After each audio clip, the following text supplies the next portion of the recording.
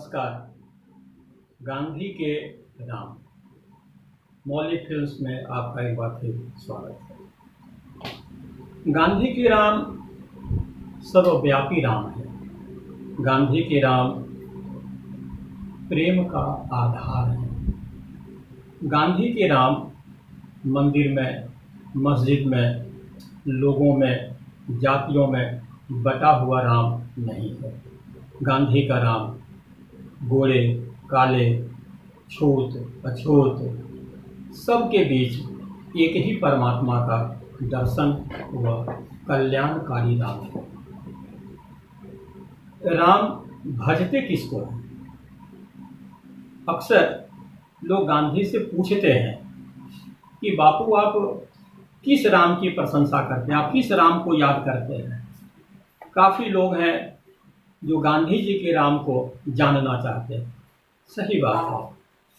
हम जिस गांधी को राम का भक्त मानते हैं, वास्तव में गांधी उस राम को किस स्तर से जानते हैं, यह हमारी जिज्ञासा होती है। हमें ये जानना चाहिए कि जब लोग गांधी से पूछते हैं गांधी के राम, तो गांधी जी कहते हैं कि राम किसी न किसी को भजते होंगे। जैसे हम राम का नाम लेते हैं, ऐसे ही राम भी तो किसी राम का नाम लेते होंगे। राम जिस राम का नाम लेते हैं वही गांधी के राम है। दुनिया इस बात को बहुत कम समझ पाती है, बहुत कम जान पाती है। इसलिए गांधी का राम सर्वव्यापी प्रेम का आधार है। गांधी वास्तव में जिस राम की परिकल्पना करते हैं, वह राम उनकी एक कविता में आपको दिखाई पड़ेगा। गांधी जी ने अपने जीवन काल में जितने वक्तव्य दिए, उन्होंने कुछ कविताएं भी लिखी हैं। गांधी जी की एक कविता जो गांधी जी के आश्रम में और तमाम सर्वोदय के आश्रमों में सुबह शाम गाई जाती है, याद की जाती है, दोहराई जाती है, उसमें एक है सेवक की प्रार्थना। सेवक की प्रार्थना अगर हम पूरा देखें तो हमको मालूम पड़ेगा कि गांधी के राम कौन है। गांधी कहते हैं सेवक की प्रार्थना में, हे नम्रता के सागर, दीन भंगी की हीन कुटिया के निवासी, गंगा, यमुना और ब्रह्मपुत्र के जलों से सिंचित इस सुंदर देश में तुझे सब जगह खोजने में हमें मदद दे। ये जो गांधी की कविता है, इसमें हम देखते हैं कि गांधी के राम कौन है।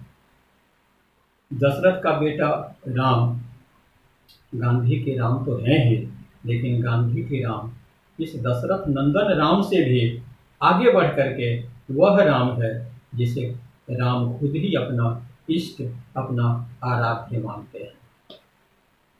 आज के परिप्रेक्ष्य में देखें तो राजनीतिक दल, सत्ता, पार्टियां, संप्रदाय, इस सब में जो राम को बांटा जा रहा है, राम की अलग अलग फ्रेमिंग की जा रही है, वास्तव में यह गांधी जी के राम नहीं है। गांधी जी के राम तो देश की जनता के रोम रोम में बसी हुई जो राम की चेतना है, वह गांधी के राम है। गांधी जी के राम गरीबों की सेवा में बसे हैं। गांधी जी के राम आतताइयों की सेवा में है। गांधी जी के राम जो अजात शत्रु है उसमें पाया जाता है। हम गांधी जी के राम को इन स्थूल आंखों से कैसे समझ सकते हैं? जब 1946 में गांधी जी सेवाग्राम से निकलकर आते हैं, दिल्ली आते हैं, और दिल्ली से फिर उनको नोआखली जाना होता है। नोआखली से कलकत्ते होते हुए फिर वो वापस दिल्ली आते हैं।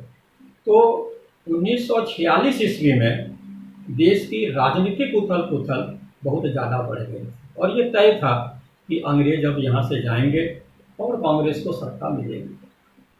ऐसी स्थिति में जहाँ पार्टीशन की बात लगभग तय हो गई थी और पूरे देश में एक अराजक हिंसा का माहौल था, गांधी जी की पीड़ा बहुत बढ़ जाती है।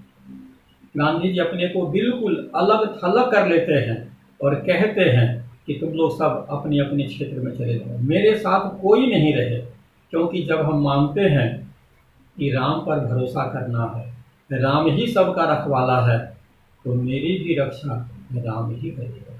और यही कारण है कि गांधी अंततः नोआखली में अकेले ही शरणार्थियों के शिविर में जाते हैं, अकेले ही दंगा और हिंसा की जगहों पर चले जाते हैं, किसी को साथ नहीं लेते। यह जो अंदर का आत्मबल है, वह गांधी के राम की गाथा है, वह गांधी जी के राम है। गांधी जी के बारे में अक्सर लोग कहते हैं कि वैष्णव जन तेने कहिए पीर पढ़ाई जाने रे।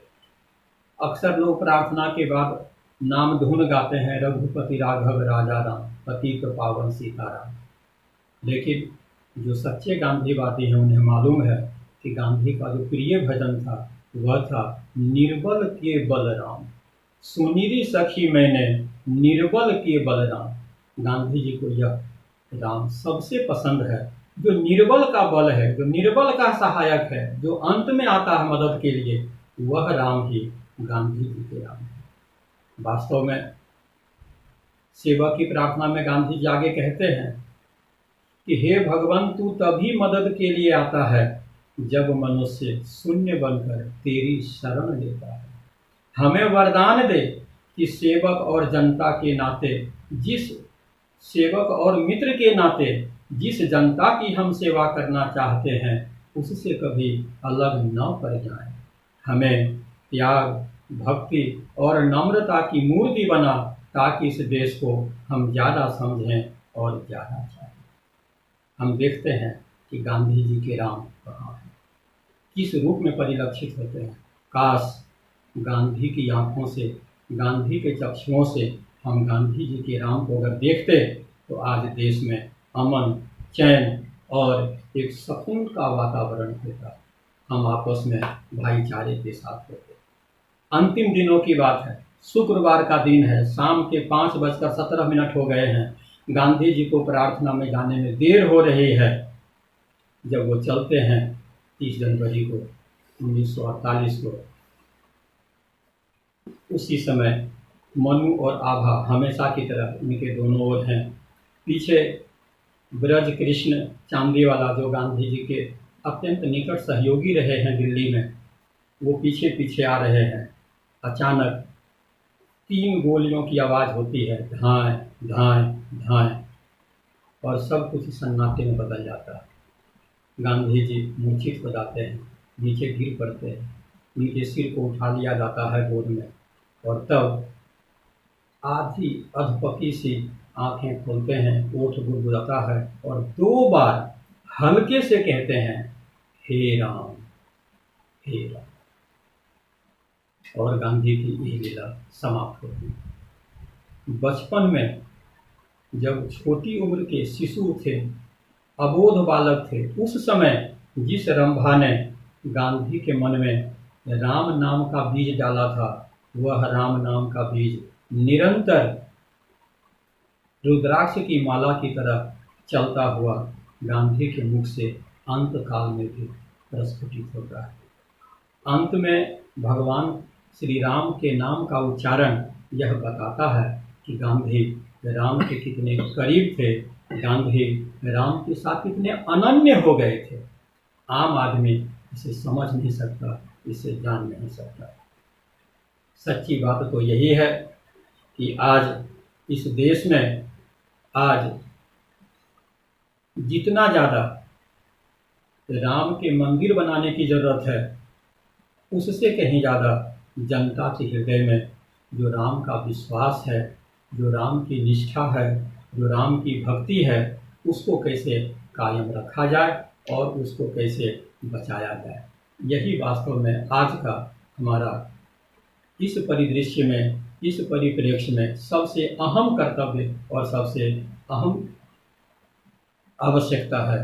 इसलिए हमें ये समझना चाहिए कि राम का जो सर्वव्यापी प्रेम है वह हमें गांधी के राम के रूप में ही प्राप्त होता है। फिर मिलते हैं अगले एपिसोड में, तब तक के लिए नमस्कार।